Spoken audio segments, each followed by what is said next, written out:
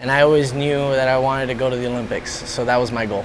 A goal that might only be a dream for some athletes was accomplished by Eddy Alvarez twice. Growing up in southern Florida, Alvarez would rollerblade along South Beach for fun on the weekends and began to catch the eye of those who would change his life. Just kind of the opportunity came when some random recreational skaters were like, hey, you should try this. And then we found a coach roughly in the area, and then that's where the whole journey started. The journey to his first Olympics. I knew that I wasn't going to be able to go to the Olympics as a rollerblader, so I had to transition over to the ice, which I luckily did at a relatively young age. Growing up in Miami, obviously there's not a whole lot of ice around South Florida, but it was more of like the world of inline speed skating that brought me to the possibility of becoming an Olympian. At 11 years old, Eddy Alvarez won the Triple Crown of speed skating, the Inline Speed Skating Nationals, and the Long and Short Track Nationals. And that's when I started to get the attention of like the national team, and got me the opportunity to sign my first professional contract at 12. Out of Miami, Florida, contestant number 1172, Eddy Alvarez. But yeah, it's crazy to think that I've been a professional athlete for over 20 years. Alvarez being at the disadvantage on the wall.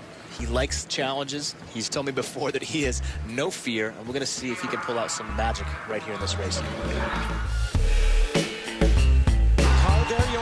up inside, and it's Eddy Alvarez to the line first. Eddy Alvarez, entertaining. Alvarez made his way to the 2014 Sochi Olympics representing the United States of America and winning silver in the 5,000-meter relay as a short track speed skater. To him, the Olympic Village experience was one of the best parts. That was one of my favorite things to do, was to go to the weight room and get my workouts in at the Olympics, because you got to hang out with different countries, hang out with different sports of all those different countries, and you just see how they function. I like to say the college experience of the Olympics, because we're in this bubble for so long, dedicating our time and our life to get to this one moment, and it's like the time of your life, and then you lock it in for your event, and then like you go back to being able to go to different sports to visit and spectate. If you're an Olympic athlete, you really cherish it, and it's a special feeling. A special feeling that would only fuel his fire for more. My first love was baseball. I would say I was banging things around with a bat before I could walk. Eddy had taken a step back from that first love to pursue the Olympic dream in speed skating when he was a young man. But after the 2014 Olympics, as he worked his way into professional baseball, the dream became reality once again as he was named to the roster of the U.S. national baseball team that qualified for the 2020 Summer Olympics during a worldwide pandemic. So COVID was a big difference. Yeah, which kind of took away from my experience in Tokyo, just because we weren't allowed to like explore the city, be too social around. Like we weren't allowed to like gather in mass groups or anything like that. But the spirit was still there. And if the Olympic experience couldn't get any better, Eddy Alvarez was selected alongside basketball player Sue Bird to bear the American flag.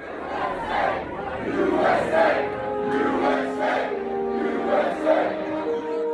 It's very easy for me to get emotional on certain things, and that was one of the most emotional moments of my life. Alvarez reflecting on the moment and why it means so much. Selfishly, I knew that I made a lot of sacrifices, but it runs much deeper than that, because the amount of sacrifices that were made through generations prior to me from my family, it's the reason why I had that opportunity to be the flag bearer and represent my blood, my heritage, everyone behind me. They gave me every chance possible to make something of that. It just, like it's an incredible feeling, and it's more fulfilling than like knowing that I was the flag bearers for them. Eddy Alvarez would go on to win silver with Team USA in Tokyo, becoming the 6th athlete in history and only the 3rd American to medal in both the Summer and Winter Olympics. I have yet to take a step back and quite absorb the journey that I've gone through, which is, I know will come one day, and I'm okay with that.